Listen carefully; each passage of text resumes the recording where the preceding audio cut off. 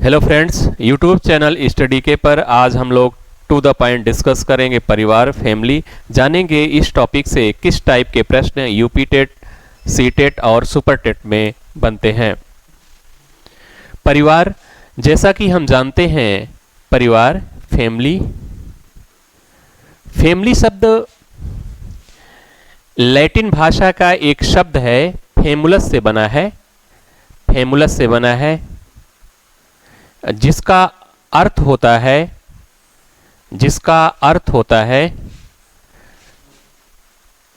हम कह सकते हैं सेवक कह सकते हैं या नौकर कह सकते हैं। जैसा कि हम जानते हैं सभी भाषाओं की जननी संस्कृत को माना जाता है हम लोगों के यहाँ अपने देश में, वैसे ही पाश्चात्य देशों में सभी भाषाओं की जननी किसे माना जाता है? लैटिन को माना जाता है। जैसे फ्रेंच, इंग्लिश वगैरह जो भाषाएं निकली हैं वो लैटिन भाषा से निकली हैं। अगर पूछा जाए फैमिली या परिवार शब्द का कहाँ से आता है, फैमिली शब्द तो फैमुलस से आता है, जिसका अर्थ क्या होता है? सेवक या नौकर होता है। हम ये बात समझ सकते हैं ऐसा क्यों कहा जा रहा है? परिवार का प्रत्येक सदस्य एक दूसरे के प्रति क्या होता है? उत्तरदायी होता है या जिम्मेदार होता है। हम ये कह सकते हैं परिवार का प्रत्येक सदस्य एक दूसरे की सेवा करता है, किसी न किसी रूप में हेल्प करता है। इस हेल्प या सेवा करने को सेवा भाव आ रहा है, वहां से हम क्या कह सकते हैं? यह क्या है? परिवार क्या है? सेवक है या नौकर, जो फैमुलस शब्द बना हुआ है। अगर इसको अर्थ में देखा जाए, जैसे तमाम साइकोलॉजिस्ट ने परिभाषाएं अपनी अपनी दी हैं। जैसे परिवार विवाह पर आधारित एक छोटा समूह है। परिवार विवाह पर आधारित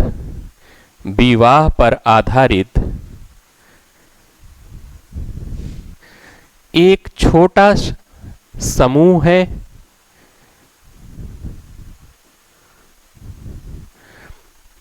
परिवार विवाह पर आधारित एक छोटा समूह है जो बच्चों के जन्म तथा लालन पालन की व्यवस्था करता है।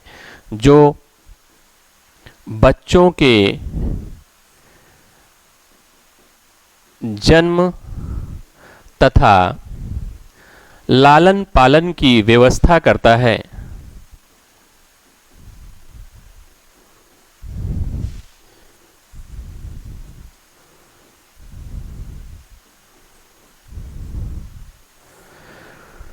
परिवार विवाह पर आधारित होता है। जैसे परिवार का आधार क्या है? हम विवाह कह सकते हैं, पति पत्नी कह सकते हैं। नेक्स्ट पढ़ते हैं। यहां से क्या प्रश्न पूछा जा सकता है? फैमुलस से बना है। फैमिली शब्द कहां से आया है? लैटिन भाषा के फैमुलस से आया है। कुछ विशेषताएं कह सकते हैं दी गई हैं। जैसे बालक जब परिवार में जन्म लेता है तो वहां पर जैसे सामाजिकरण का पहला पाठ वो कहाँ सीखता है? उसका विद्यालय कहाँ होता है? परिवार ही होता है। जैसे बालक कोई गंदा कार्य करता है, जैसे अपने शरीर में मिट्टी लगाया है या मिट्टी खा रहा है या मुंह में कुछ डाल लेता है, तो परिवार के कोई भी सदस्य रहते हैं, दादा दादी हों या चाचा चाची हों या माता पिता हों, कोई ना कोई क्या करता है? टोकता है कि यह बच्चे जो कर रहे हो क्या है, ऐसा नहीं करना चाहिए। तो यह क्या हुआ? एक सीख उसे मिली। कैसी सीख मिली? सामाजिकरण की सीख मिली, सामाजिकता की सीख मिली। हम कह सकते हैं सामाजिकरण की सीख उसे कहाँ मिलती है? अगर प्रश्न करेगा तो बताएंगे सामाजिकता वह प्रथम कहाँ सीखता है? तो कहाँ सीखता है? परिवार में सीखता है। तो पहला ऑप्शन यहाँ पर क्या है? पहला पाठ क्या है कि बालक सामाजिकरण का प्रथम पाठ परिवार से सीखता है। परिवार वाले विभिन्न तरीके से उसे क्या करते हैं? रोकते टोकते रहते हैं। सही क्या है, गलत क्या है। परिवार जब सामाजिक कुछ न कुछ यहाँ परिवार में सीखा हो, तो पहली पाठशाला अगर पूछा जाएगा, पहली पाठशाला बच्चे की क्या है, तो क्या बताएंगे? परिवार है। पहली पाठशाला, पहला विद्यालय क्या है बच्चे का? तो आप क्या बताएंगे? परिवार बच्चे की पहली पाठशाला है। और जब पहली पाठशाला है तो पहला विद्यालय परिवार है उसका, तो उसका प्रथम शिक्षक कौन है? उसका प्रथम टीचर कौन है? तो हम जानते हैं कि बालक का प्रथम टीचर कौन होता है? माँ होती है, माता। माता बालक की पहली टीचर है। समझ रहे होंगे, यहां है कि बालक की प्रथम शिक्षक कौन होती है, उसकी माता होती है। या इस टाइप के प्रश्न आपके पेपर में बनेंगे। किस टाइप की वो शिक्षा प्राप्त कर रहा है, परिवार में कैसी शिक्षा वह प्राप्त करता है, औपचारिक करता है या अनौपचारिक करता है, तो वह कैसी शिक्षा प्राप्त करता है, अनौपचारिक शिक्षा ग्रहण करता है। बालक परिवार में अनौपचारिक शिक्षा ग्रहण करता है, अनौपचारिक शिक्षा ग्रहण करता है। अनौपचारिक और औपचारिक क्या है? औपचारिक शिक्षा में उद्देश्य निश्चित होता है और अनौपचारिक शिक्षा में उद्देश्य रहित होता है। औपचारिक शिक्षा में समय, पाठ्यक्रम, शिक्षण विधि क्या होगी, टीचिंग कौन करेगा, ये सब क्या होता है, पूर्व निर्धारित होता है। लेकिन अनौपचारिक शिक्षा में यह सब निर्धारित नहीं होता है। यह परिवार में सीख सकता है, बाहर खेल के मैदान में सीख सकता है, बस स्टैंड पर सीख सकता है, मंदिर में सीख सकता है, विभिन्न स्थानों पर वह अनौपचारिक शिक्षा को सीखता है। अनौपचारिक शिक्षा जन्म से मृत तक चलती है। जन्म से मृत तक बालक क्या करता है, सीखता है।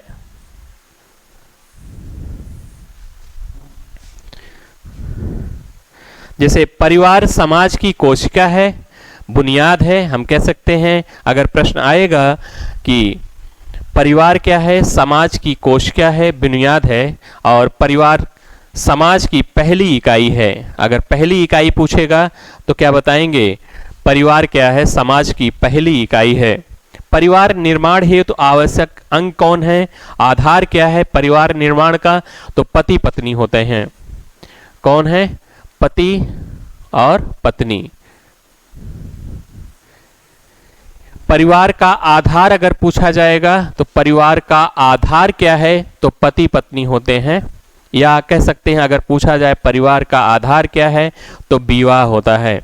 हम बता सकते हैं परिवार का आधार क्या है, पति पत्नी है। और अगर वो भी ऑप्शन में ना आए तो कह सकते हैं विवाह होता है। विवाह के द्वारा ही परिवार क्या होता है, आगे बढ़ता है। नई संतानें पैदा होती हैं, उनके द्वारा परिवार आगे बढ़ता जाता है। नेक्स्ट बढ़ते हैं, परिवार के प्रकार क्या क्या हैं। विवाह के आधार पर परिवार, निवास के आधार पर, और सत्ता या अधिकार के आधार पर, संख्या के आधार पर। तो इस टाइम जो चल रहा है, जो बड़े स्तर पर है, संख्या के आधार पर परिवार इस टाइप पाए जा रहे हैं, विश्वव्यापी हैं। नेक्स्ट बढ़ते हैं, तो विवाह के आधार पर परिवार एक विवाही परिवार होता है और बहुविवाही परिवार होता है। एक विवाही परिवार में इसमें विवाह कैसा होता है, पुरुष और महिला क्या करते हैं, शादी करते हैं। पुरुष और महिला शादी करते हैं और इनकी संख्या एक पुरुष एक महिला होगी, उसे हम क्या कहेंगे, एक विवाही परिवार कहेंगे। अगर किसी की मृत्यु हो जाती है, पुरुष की हो जाए या महिला की हो जाए, अगर दोनों में से मृत्यु किसी की हो गई और उसके स्थान पर किसी ने दूसरी शादी कर ली, तब भी वो एक विवाही परिवार में आएगा। दोनों में से किसी के बीच तलाक हो जाता है, पुनः शादी करते हैं दोनों में से कोई एक, तो वो भी क्या आएगा, एक विवाही परिवार में आता है। बहुविवाही परिवार जैसे देख ही रहे हैं, बहुपत्नी विवाह। बहुपत्नी विवाह में पुरुष एक रहेगा, पुरुष एक, और जो महिला रहेगी उनकी संख्या एक से अधिक रहेगी, उसे हम क्या कहेंगे, एक विवाही परिवार के रूप में जानते हैं। बहुपत्नी विवाह के रूप में हम जानते हैं। बहुपत्नी विवाह अफ्रीकन देशों में चलता है आंशिक रूप से। अब प्रायः क्या हो रहे हैं, आधुनिक हो रहे हैं, ये सारी प्रवृत्तियां समाप्त हो रही हैं। बहुपति विवाह, बहुपति विवाह में महिला एक रहेगी, स्त्री एक, और उसके साथ एक से अधिक पुरुष क्या करेंगे, विवाह करेंगे, उसे हम क्या कहेंगे, एक से अधिक पुरुष विवाह करेंगे, उसे हम बहुपति विवाह के रूप में जानते हैं। जैसे मिलता कहाँ है, बहुपद विवाह का उदाहरण भारत में कहाँ मिलता है? नीलगिरी पहाड़ी पर एक जनजाति पाई जाती है, टोडा जनजाति। टोडा जनजाति में बहुपद विवाह आंशिक रूप से, सभी में नहीं, आंशिक रूप से टोडा जनजाति में बहुपद विवाह पाया जाता है। टोडा जनजाति पाई कहाँ जाती है? नीलगिरी पहाड़ी पर पाई जाती है। और नायर जनजाति है जो केरल में पाई जाती है, मालाबार तट पर। नायर जनजाति में भी बहुपद विवाह पाया जाता है। यह केरल कहाँ? मालाबार। टोडा जनजाति में और नायर जनजाति में बहुपद विवाह पाया जाता है। नेक्स्ट बढ़ते हैं। निवास के आधार पर विवाह कितने प्रकार के हैं? 4 प्रकार के हैं। मातृ स्थानीय परिवार में जब इस पुरुष और स्त्री की शादी होती है तो पुरुष कहाँ चला जाता है? स्त्री के घर जाता है। प्रायः हम देखते हैं कि जब शादी होती है तो लड़की क्या करती है? लड़के के घर जाती है। मेल कहाँ जाता है? फीमेल मेल के घर जाता है। लेकिन मातृ स्थानीय परिवार में पुरुष क्या करता है? पुरुष महिला के घर जाता है। यह हमेशा के लिए नहीं होता है, लेकिन यह माना जाता है। इसे हम क्या कहेंगे? मातृ स्थानीय परिवार के रूप में जानते हैं। पितृ स्थानीय परिवार ये बहुपायत पाया जाता है। इसमें पुरुष और स्त्री से शादी हो रही है तो स्त्री कहाँ आती है? पुरुष के घर आती है। इसे हम क्या कहते हैं? पितृ स्थानीय परिवार कहते हैं। नव स्थानीय परिवार पाश्चात्य देशों में ज्यादातर हमें देखने को मिलता है।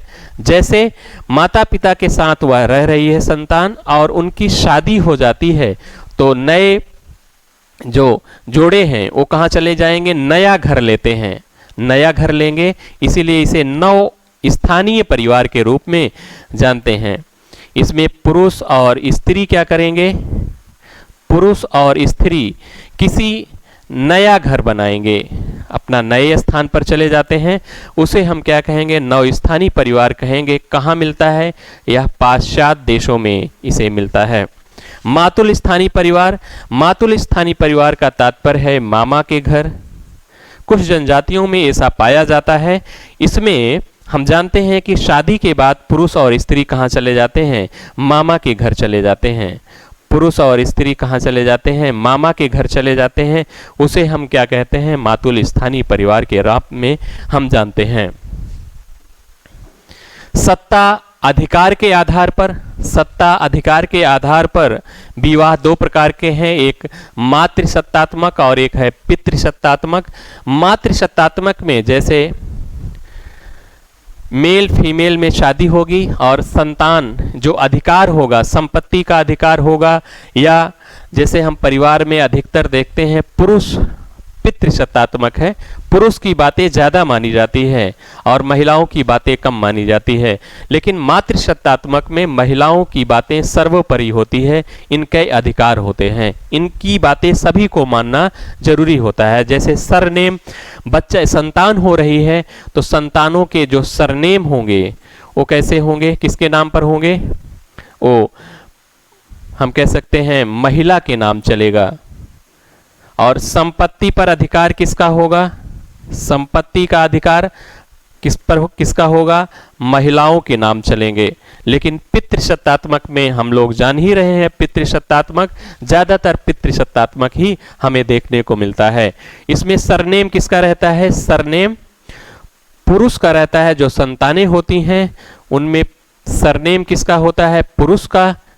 और इस आधार पर पितृसत्तात्मक कह सकते हैं। संपत्ति का अधिकार किसका होगा? पुरुष का होता है और इसे हम पितृसत्तात्मक के रूप में जानते हैं। नेक्स्ट बढ़ते हैं। संख्या के आधार पर, ये इंपॉर्टेंट है, इस पर हम लोग बात करेंगे, ज्यादा बात करेंगे, यहां से प्रश्न बनते हैं। और क्योंकि यह इस टाइप विश्वव्यापी है। कौन? संख्या के आधार पर। और संख्या में दोनों में कौन है? एकल परिवार है। एकल परिवार क्या है? संयुक्त परिवार क्या है? हम जैसा कि हम जानते हैं कि एकल परिवार में पति पत्नी और उनके बच्चे वो भी कैसे, अविवाहित बच्चे शामिल होते हैं। पति पत्नी और उनके अविवाहित बच्चे जो शामिल होते हैं उसे हम एकल परिवार के नाम से जानते हैं। वहीं संयुक्त परिवार में दादा दादी होंगे, चाचा चाची, बुआ होंगी, किसी बच्चे के माता पिता होंगे, विवाहित अविवाहित सारे बच्चों को इसमें शामिल किया जाएगा। उसे हम क्या कहेंगे, संयुक्त परिवार कहेंगे। जैसे देख ही रहे होंगे, दादा दादी हैं और इधर 2 भाई हैं, उनकी वाइफ हैं, बच्चे भी शामिल हैं। इसको हम संयुक्त परिवार के रूप में जानते हैं। देखते हैं, पति पत्नी होंगे, पति पत्नी होगी और पति होंगे और उनके अविवाहित बच्चे होंगे, अविवाहित बच्चे शामिल होंगे। इसे हम क्या कहेंगे, एकल परिवार के नाम से जानेंगे। अगर माता पिता हैं और उनके 2 बच्चे हैं, मान लीजिए किसी एक बच्चे की शादी हो जाती है तो वह संयुक्त परिवार कहलाएगा। जब तक अविवाहित बच्चे रहेंगे उसे हम एकल परिवार के नाम से जानेंगे। संयुक्त परिवार में दादा दादी होंगे। कौन होंगे, दादा दादी जो कंट्रोलर का काम करेंगे पूरे परिवार का। दादा दादी, चाचा चाची होंगे, माता पिता होंगे, बच्चे होंगे। बच्चे में विवाहित और अविवाहित दोनों शामिल होंगे, विवाहित भी शामिल होंगे और अविवाहित भी शामिल होंगे और इसमें बुआ भी शामिल होंगी। और सभी लोग क्या करेंगे, संयुक्त परिवार में एक छत के नीचे रहेंगे, अर्थात एक घर में रहेंगे। सब क्या होंगे, एक छत के नीचे निवास करेंगे, एक छत के नीचे निवास।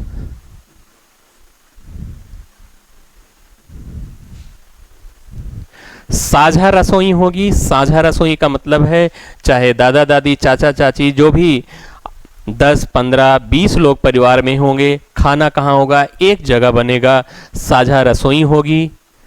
साझा रसोई, अगर पूछे साझा रसोई होती है तो संयुक्त परिवार या एकल परिवार, तो बताएंगे साझा रसोई कहाँ होती है, कहाँ होती है, संयुक्त परिवार में होती है।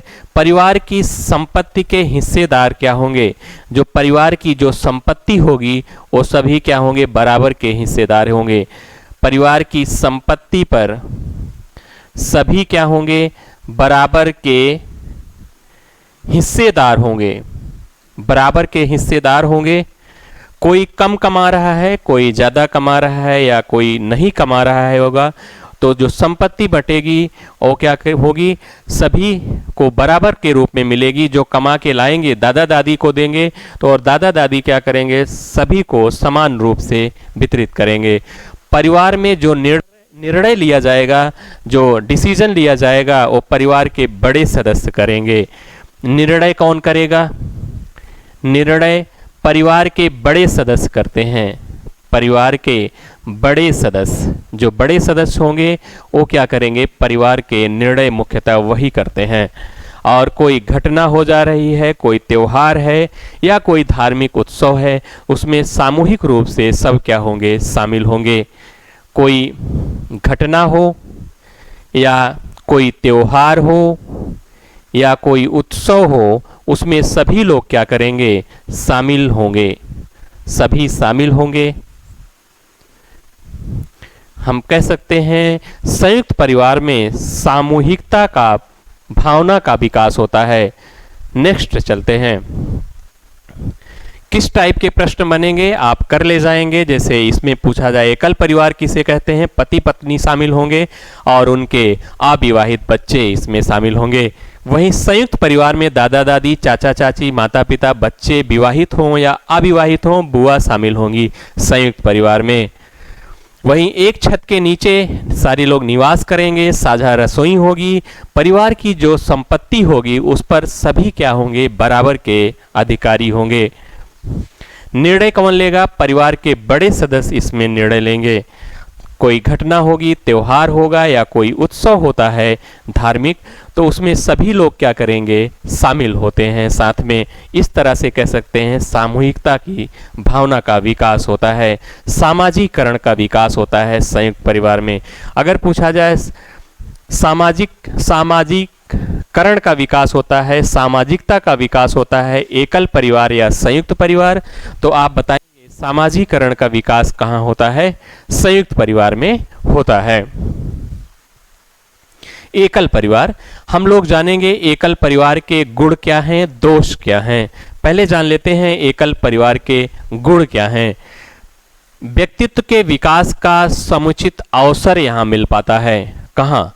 एकल परिवार में गुण में हम पढ़ रहे हैं, व्यक्तित्व के विकास का समुचित अवसर कहाँ मिलता है? उत्तर क्या बताएंगे? एकल परिवार में मिलता है, क्योंकि यहाँ पर संख्या कम होती है और उनके जो बालक होता है उनके माता पिता उसका ज़्यादा ध्यान रखते हैं हर टाइम। इस तरह से उसके व्यक्तित्व का विकास एकल परिवार में ज़्यादा होता है, बल्कि संयुक्त परिवार में नहीं हो पाता है।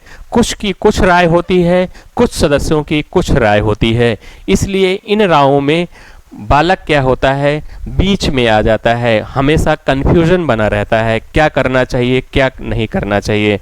लेकिन यहाँ पर निर्णय एक व्यक्ति लेता है एकल परिवार में, और कह सकते हैं ज़्यादा लोग निर्णय करने वाले नहीं हैं या ज़्यादा लोगों को देखना नहीं है। व्यक्तित्व का विकास एकल परिवार में इसलिए ज़्यादा होता है। निर्णय लेने की क्षमता, यहाँ वहाँ पर निर्णय कौन ले रहा है, दादा दादी ले रहे हैं या अन्य सदस्य भी जो बड़े सदस्य हैं वो ले रहे हैं। यहाँ आप निर्णय खुद ले सकते हैं। निर्णय लेने की क्षमता कहाँ है? एकल परिवार में।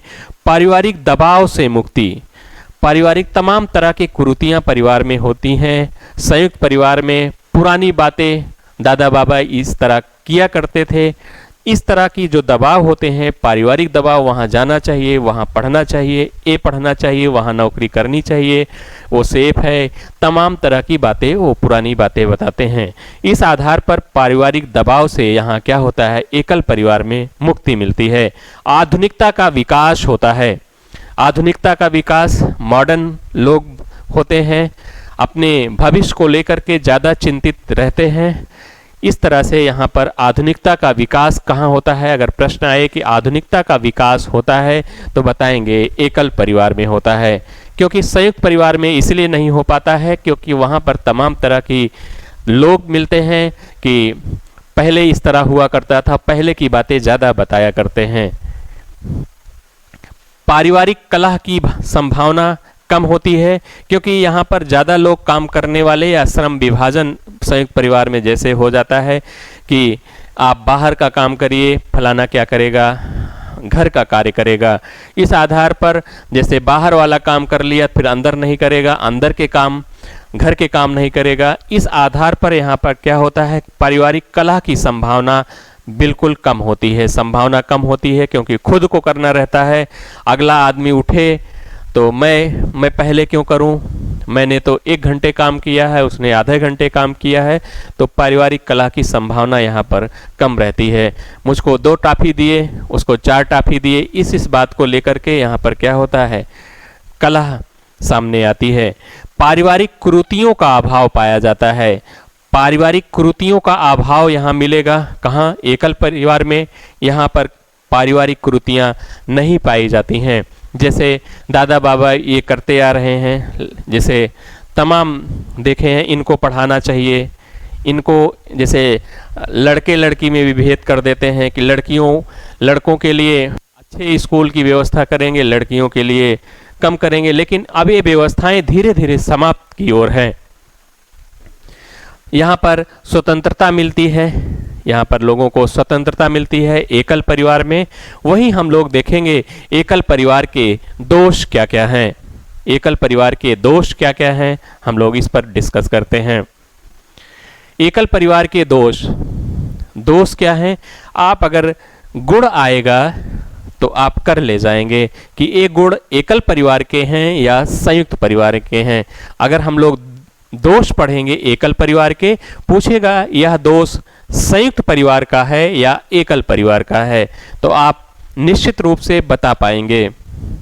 संकट की दृष्टि से अनुपयुक्त है। क्या एकल परिवार संकट की दृष्टि से अनुपयुक्त है? एकल परिवार में 2, 3, 4 लोग रहते हैं, माता पिता और उनके अविवाहित बच्चे रहते हैं। वहीं अगर किसी को कोई समस्या आ जाती है, कोई बीमार हो गया, कोई दुर्घटना हो गई, उसमें उनका साथ कौन देगा? तो इस आधार पर अगर संयुक्त परिवार में कोई रहता है तो संयुक्त परिवार का कोई ना कोई सदस्य सामने आता है। अगर पति पत्नी हैं, वो क्या करते हैं, नौकरी पे चले गए, तो उनके बच्चे को कौन संभालेगा? तो इस आधार पर यहाँ कह सकते हैं एकल परिवार का ये संकट की दृष्टि में अनुपयुक्त होता है। स्वार्थ की प्रबल संभावना, स्वार्थ की प्रबल भावना आ जाती है यहाँ पर। स्वार्थ की प्रबल भावना कहाँ आती है, एकल परिवार या संयुक्त परिवार? तो बताएंगे एकल परिवार में आती है।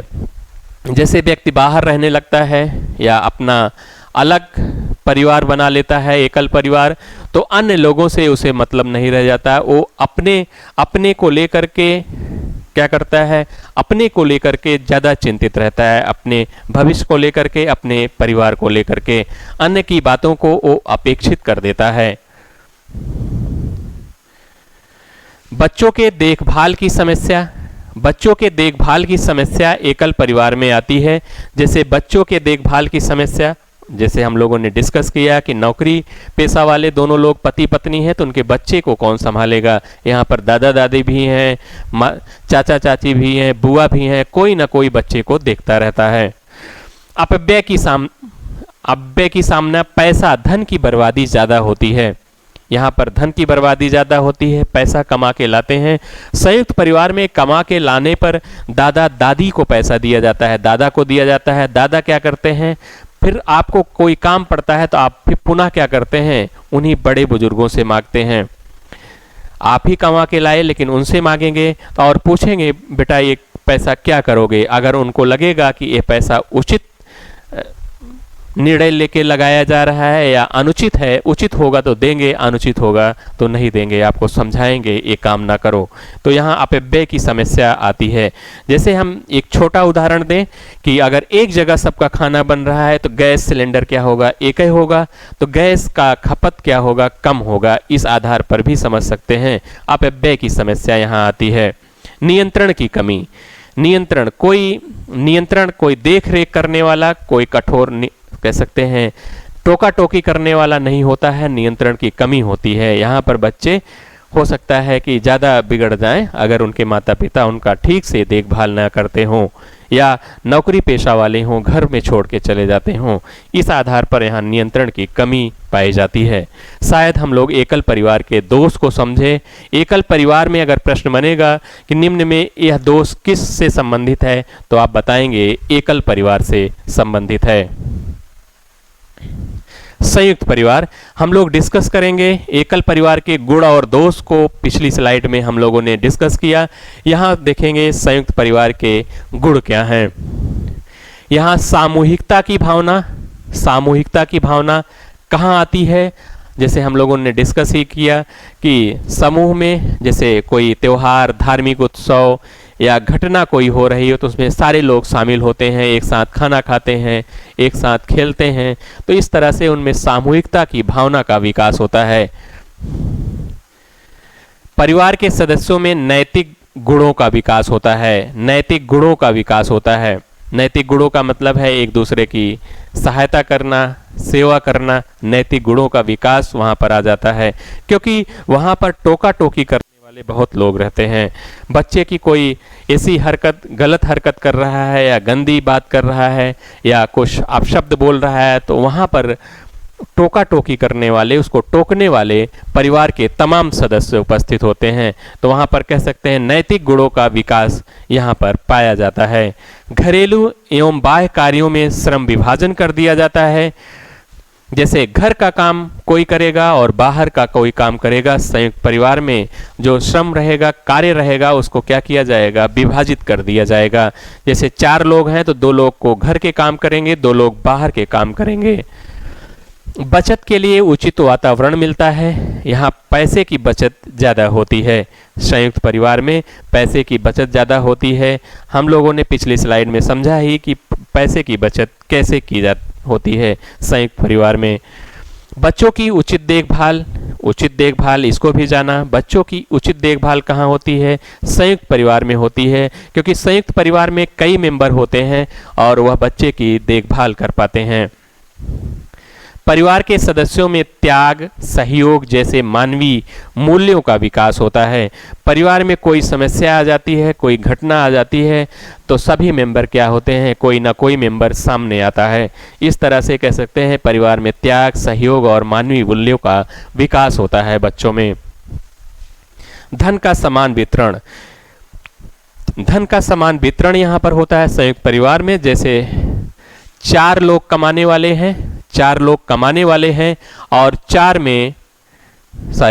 जैसे परिवार में 4 लोग हैं और इसमें 2 लोग क्या हैं? कमाने वाले हैं और 2 लोग क्या हैं? कमाने वाले नहीं हैं, वो घर पर रहते हैं। और जो पैसा कमा के आएगा चारों लोगों में समान वितरण होगा संयुक्त परिवार में। 2 लोग कमा रहे हैं, 2 लोग नहीं कमा रहे हैं, लेकिन पैसे का जो वितरण होगा वो समान रूप से सभी लोगों में किया जाएगा। यह क्या है? संयुक्त परिवार के हम लोग क्या पढ़े? गुण पढ़े। अगर आएगा तो आप प्रश्न कर ले जाएंगे। जैसे दे दिया बच्चों की उचित देखभाल कहाँ होती है, तो संयुक्त परिवार उत्तर करेंगे। सामूहिकता की भावना आती है तो कहाँ बताएंगे? संयुक्त परिवार में आती है। नैतिक गुणों का विकास होता है तो आप बताएंगे संयुक्त परिवार में होता है। जैसे सामाजिकरण का विकास कहाँ होता है? होता परिवार में है, लेकिन अगर आ जाए कि एकल परिवार में होता है या संयुक्त परिवार में होता है तो ज़्यादा कहाँ होता है? संयुक्त परिवार में सामाजिकरण का विकास होता है। क्लियर है बातें? नेक्स्ट बढ़ते हैं। हम पढ़ेंगे, अब गुण पढ़ लिए, अब दोष जानेंगे। संयुक्त परिवार के दोष क्या क्या हैं? दोष है पारिवारिक कला, द्वेष भावना का पाया जाना। यहाँ पर पारिवारिक कला और द्वेष भावना पाई जाएगी। जैसे हम लोगों ने पिछली स्लाइड में पढ़ा, ये एकल परिवार के जब हम लोग पढ़ रहे थे, इसमें पारिवारिक कला कैसे? दोष भावना का पाया जाना। कोई 1 घंटे काम किया, कोई दिन भर सो रहा है, कोई 4 बजे उठ जाता है, कोई 8 बजे उठ जाता है, कोई 2 टॉफी पाया, कोई 4 टॉफी पाया, कोई कम चाय पाया, कोई दूध में पानी ज़्यादा मिला दिए, कोई दूध में पानी नहीं मिला। इस बात को लेकर के तमाम तरीके से यहाँ पर पारिवारिक कला संयुक्त परिवार में पाई जाती है। स्त्रियों की दुर्दशा, स्त्रियों की यहाँ पर दशा कम ठीक होती है एकल परिवार की अपेक्षा, क्योंकि यहाँ पर संयुक्त परिवार में पुरानी बातें ज़्यादा बताई जाती हैं। पुराने ज़माने में लड़कियों के अधिकार थे, पुरुषों को ये हैं ना। इस तरह से हम स्त्रियों की यहाँ पर दशा ठीक नहीं होती है संयुक्त परिवार में। सदस्यों में आलस का आना, यहाँ पर सदस्यों में आलस की भावना आ जाती है, आलसी हो जाते हैं। जैसे वो 12 बजे उठ रहा है तो मैं भी अब 12 बजे सो के उठूँगा, वो 10 बजे सुबह सो के उठ रहा है तो मैं भी 10 बजे सो के उठूँगा। अरे वो तो रोटी बना लेगा या वो क्या करेगा, सब्जी ला देगा। इस तरह से यह क्या होगी, उसमें आलस की भावना हो जाएगी। यहाँ पर कठोर नियंत्रण होता है। कठोर नियंत्रण, जो परिवार के बड़े सदस्य होते हैं उनके द्वारा परिवार के सदस्यों पर कठोर नियंत्रण पाया जाता है। कि कठोर नियंत्रण का मतलब है टाइट रहते हैं बिल्कुल। कोई बातें हो गई तो बिल्कुल आपा खो बैठेंगे, आपको समझाएंगे, यहाँ तक कि 1-2 चाटा भी लगा देंगे। आक्रमणता की स्थिति आ जाती है। आक्रमणता का तात्पर्य है कि जैसे 4 लोग कमा रहे हैं, 2 लोग बैठे हैं, कुछ नहीं कर रहे हैं, तो 2 लोग सोचेंगे 2 भाई मेरे कमा रहे हैं तो मैं क्यों कमाऊं ना। परिवार में 4 लोग कमा रहे हैं तो मैं क्यों कमाऊं, तो उसमें क्या आ जाती है, आक्रमणता की स्थिति आ जाती है। नेक्स्ट बढ़ते हैं। हम लोगों ने संयुक्त परिवार के दोष पढ़ा, अगर प्रश्न आएगा तो कर ले जाएंगे। पारिवारिक कलह द्वेष भावना का पाया जाना किस में पाया जाता है, संयुक्त परिवार या एकल परिवार में? आप उत्तर देंगे संयुक्त परिवार में पाया जाता है। स्त्रियों की दुर्दशा कहाँ होती है, संयुक्त परिवार में। आलस का आना कहाँ आता है, तो संयुक्त परिवार में। कठोर नियंत्रण कहाँ होता है, संयुक्त परिवार में। आक्रमणता की स्थिति कहाँ होती है, संयुक्त परिवार में। आक्रमणता की स्थिति आ जाती है।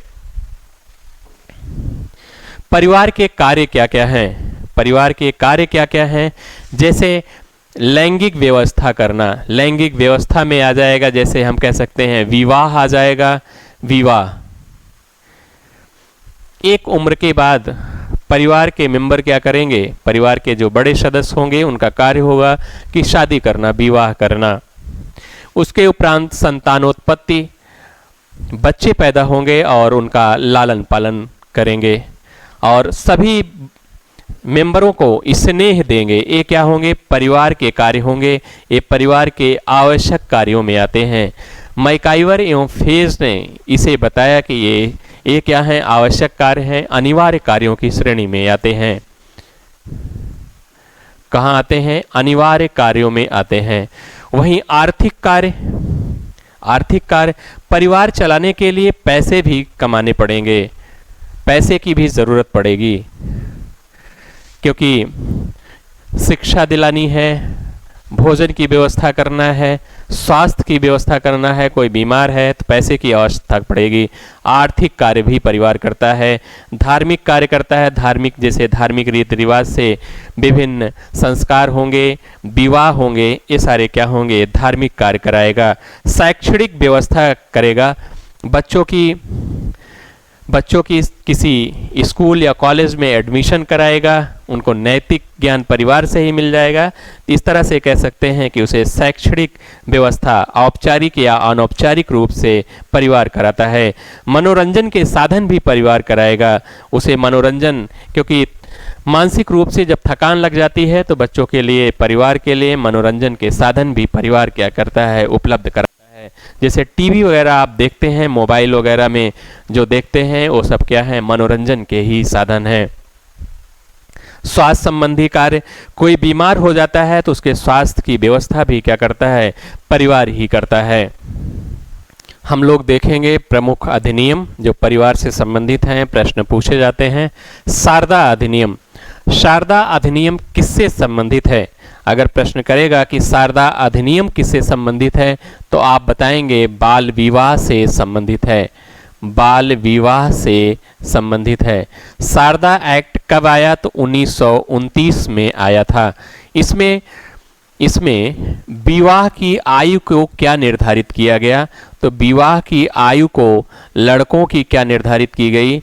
लड़कों की आयु क्या निर्धारित की गई? 18 वर्ष न्यूनतम निर्धारित की गई। 18 वर्ष न्यूनतम निर्धारित की गई, याद रखेंगे इसको भी। और लड़कियों की उम्र कितनी निर्धारित की गई? लड़कियों की न्यूनतम आयु कितनी निर्धारित की गई? 14 वर्ष निर्धारित की गई, आप याद रखेंगे। शारदा एक्ट कब आया? 1929 में आया। यह किससे संबंधित है? बाल विवाह से संबंधित है। सीधा प्रश्न करेगा आपसे। और इस विवाह में शारदा एक्ट के द्वारा लड़कों की आयु न्यूनतम कितनी निर्धारित की गई? तो 18 वर्ष निर्धारित की गई।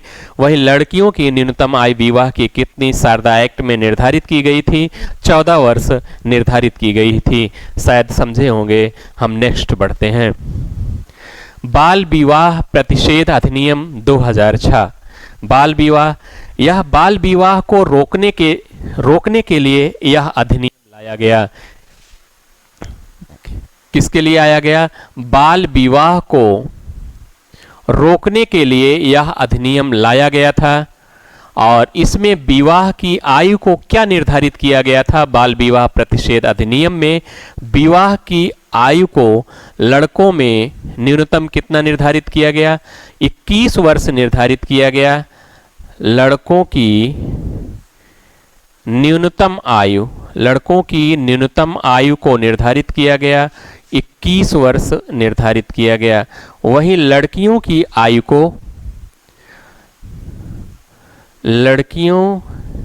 की न्यूनतम आयु को 18 वर्ष निर्धारित किया गया। याद रखेंगे दोनों पॉइंट। नेक्स्ट बढ़ते हैं। कैसे आएगा? बाल विवाह प्रतिषेध अधिनियम किससे संबंधित है? बाल विवाह को रोकने के लिए लाया गया। बाल विवाह प्रतिषेध अधिनियम में लड़कों की न्यूनतम आयु कितनी निर्धारित की गई? तो 21 वर्ष निर्धारित की गई और लड़कियों की आयु 18 वर्ष निर्धारित की गई। इससे 18 वर्ष और 21 वर्ष से न्यूनतम शादी करना बाल विवाह की श्रेणी में रखा गया। हम नेक्स्ट बढ़ते हैं, सती प्रथा। सती प्रथा, किसके सहयोग से सती प्रथा का अंत किया गया?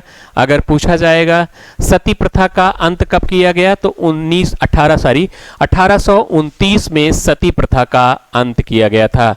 1829 में किया गया था। किसके सहयोग से किया गया? अगर सहयोग पूछेगा तो बताएंगे राजा राम मोहन राय के सहयोग से किया गया था। राजा राम मोहन राय के सहयोग से किया गया। सहयोग किसका था? राजा राम मोहन राय का।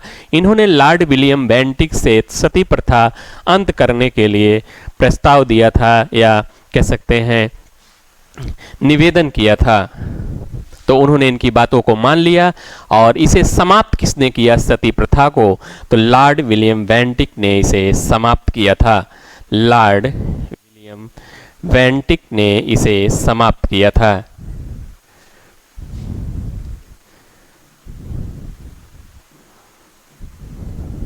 नेक्स्ट बढ़ते हैं, सती प्रथा का अंत कब किया गया? तो 1829 में किया गया। किसके सहयोग से? राजा राम मोहन राय के सहयोग से। कौन किया? तो लॉर्ड विलियम बेंटिक ने सती प्रथा का अंत किया था। नेक्स्ट बढ़ते हैं, घरेलू हिंसा से महिला संरक्षण अधिनियम 2005। यह अधिनियम कब बना? 2005 में बना और इसे लागू कब किया गया? तो अगर लागू पूछेगा तो बताएंगे लागू इसे 2006 में किया गया। 2006 में इसे लागू किया गया। घरेलू हिंसा है क्या? जैसे किसी महिला का शारीरिक, मानसिक, भावनात्मक, मौखिक, या कोई अपशब्द बोल दीजिए, मौखिक, मनोवैज्ञानिक या यौन शोषण किसी ऐसे व्यक्ति द्वारा किया जाना जिससे परिवार के उस महिला से क्या हो? पारिवारिक संबंध हो। जैसे किसी महिला का शारीरिक, मानसिक, भावनात्मक, मौखिक कुछ आप अपशब्द बोल दीजिए, मौखिक या यौन शोषण। यौन शोषण उस महिला का, यौन शोषण उस महिला का उसके ऐसे व्यक्ति ने किया जिससे उस महिला के क्या हैं? पारिवारिक संबंध हैं। उसे कहाँ रखा गया? घरेलू हिंसा में रखा गया। उस महिला से क्या है? उसके पारिवारिक संबंध हैं। इस तरह के उत्पीड़न कौन किया? उस महिला का जिससे पारिवारिक संबंध हैं, उसे क्या कहा गया? घरेलू हिंसा कहा गया। इसे 2005 में यह एक्ट आया और 2006 में इसे लागू कर दिया गया। हम कुछ क्वेश्चन करते हैं जो परिवार ये चैप्टर हम लोगों ने टॉपिक पढ़ा, तो कितना पढ़ा समझते हैं। समाज की सबसे छोटी इकाई क्या है? बताइए, समाज की सबसे छोटी इकाई क्या है? हम लोगों ने पढ़ा ही परिवार क्या है? समाज की सबसे छोटी इकाई है। परिवार द्वारा प्रदान की जाने वाली शिक्षा होती है। जो परिवार के द्वारा प्रदान की वाली शिक्षा कौन है? अनौपचारिक शिक्षा होती है। अनौपचारिक शिक्षा किसे कहा जाता है? जैसे हम लोग समझ लें कि औपचारिक शिक्षा किसे कहा जाता है। औपचारिक शिक्षा का क्या होता है? उद्देश्य पूर्ण होती है, उद्देश्य होता है। इसका क्या होता है? उद्देश्य होता है। और अनौपचारिक शिक्षा उद्देश्य रहित होती है, उद्देश्य रहित होती है। और इसमें औपचारिक शिक्षा में जैसे समय, पाठ्यक्रम क्या होगा, शिक्षण विधि क्या होगी, शिक्षा कौन देगा, किस तरह से पढ़ेंगे, इस तरह से यहाँ पर क्या होगा, इसका निर्धारण किया जाता है। ये पहले से क्या होगा, तय होगा, और कहाँ पढ़ेंगे ये भी तय होगा। और इसमें अनौपचारिक शिक्षा में ना तो पाठ्यक्रम तय होगा, ना समय तय होगा, ना तो कौन पढ़ाएगा, टीचर, ये भी तय नहीं होता है। और यह क्या होती है, उद्देश्य रहित होती है। और इसे कह सकते हैं कि यह शिक्षा, अनौपचारिक शिक्षा, जन्म से लेकर के मृत्यु तक चलती है।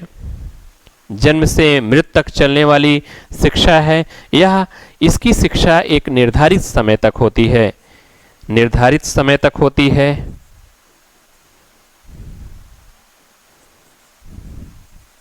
निर्धारित समय तक ही होती है और इसमें जन्म से मृत्यु तक चलती है। उत्तर क्या होगा यहाँ पर, परिवार द्वारा प्रदान की जाने वाली शिक्षा कैसी है, अनौपचारिक शिक्षा है। औपचारिक शिक्षा हम किसी कॉलेज या स्कूल में ग्रहण करते हैं, जिसका समय, स्थान, पाठ्यक्रम, टीचर सब क्या होते हैं, निर्धारित होते हैं। नेक्स्ट बढ़ते हैं। बच्चे की प्रथम शिक्षक कौन है, शिक्षिका कौन है या प्रथम शिक्षक कौन है, तो उसकी माता क्या है, प्रथम शिक्षक है, प्रथम टीचर है। प्रथम शिक्षक कौन होती है, बालक की, तो प्रथम शिक्षक उसकी माता होती है बालक की। नेक्स्ट बढ़ते हैं। समाज में बालक को मिलजुल कर रहने की शिक्षा कहाँ से प्राप्त होती है, पड़ोस से, परिवार, राष्ट्र से, सहपाठियों से, तो यह परिवार से प्राप्त होती है मिलजुल कर रहने की शिक्षा। जिसे सामूहिकता की भावना कहाँ आती है, परिवार से ही आती है। सामाजिकरण कहाँ से होता है, परिवार से होता है। जैसे बच्चे की प्रथम पाठशाला क्या है, परिवार ही है। नेक्स्ट बढ़ते हैं। प्रायः विश्व के सभी समाजों में किस प्रकार के परिवार पाए जाते हैं, विस्तृत, संयुक्त, एकाकी या पितृवंशी परिवार, तो एकाकी परिवार पाए जाते हैं। जैसे पाश्चात्य देशों में ज़्यादातर एकाकी परिवार हैं, अब ज़्यादातर ही एकाकी परिवार ही मिलते हैं। भारत के विकास में मुख्य अवरोधक तत्व क्या हैं, दहेज प्रथा, बाल विवाह, जाति प्रथा, उपयुक्त सभी, तो उपयुक्त सभी क्या हैं, ये क्या हैं, मुख्य अवरोधक तत्व हैं विकास में। नेक्स्ट बढ़ते हैं। परिवार निर्माण हेतु आवश्यक अंग हैं, कौन अंग हैं, दादा दादी, ताऊ ताई, पति पत्नी, भाई बहन, तो कौन है, पति पत्नी क्या है, ये आवश्यक अंग हैं। हम कह सकते हैं पति पत्नी परिवार का आधार है, परिवार का आधार है। परिवार का आधार क्या है, तो क्या है, परिवार का आधार क्या है, पति पत्नी परिवार का आधार है। कह सकते हैं विवाह क्या है, परिवार का आधार है। नेक्स्ट बढ़ते हैं। शारदा अधिनियम किस वर्ष आया, तो शारदा अधिनियम किस वर्ष आया था, तो 1929 में शारदा अधिनियम आया था। और शारदा अधिनियम किससे संबंधित है, हम लोगों ने पढ़ा ही, तो बाल विवाह से संबंधित है। किससे, बाल विवाह से संबंधित है। इसमें लड़कों की न्यूनतम आयु 18 वर्ष निर्धारित की गई और लड़कियों की न्यूनतम आयु 14 वर्ष निर्धारित की गई। नेक्स्ट बढ़ते हैं। भारत में बाल विवाह निरोध अधिनियम किस वर्ष पारित किया गया था, कब पारित किया गया था, तो 2006 में भारत में बाल विवाह अधिनियम 2006 में इसे पारित किया गया था। और इसे लागू कब किया गया था, अगर लागू पूछेगा तो आप बताएंगे लागू 2007 में इसे किया गया था। इस टाइम क्या बना था, एक्ट बना था, अधिनियम बना था, कानून बना था। नेक्स्ट बढ़ते हैं। बच्चे को सामाजिकरण का पहला पाठ कहाँ से प्राप्त होता है, तो कहाँ से प्राप्त होता है, हम लोगों ने पढ़ा ही, परिवार से प्राप्त होता है। अगर परिवार से ही प्रश्न पूछ ले, एकल परिवार या संयुक्त परिवार, तो आप क्या बताएंगे, ज़्यादा सही क्या है, संयुक्त परिवार है। तो परिवार से क्या है, सामाजिकरण का पहला पाठ या परिवार से सीखता है। हम लोग पुनः नेक्स्ट वीडियो में मिलते हैं। Thank you.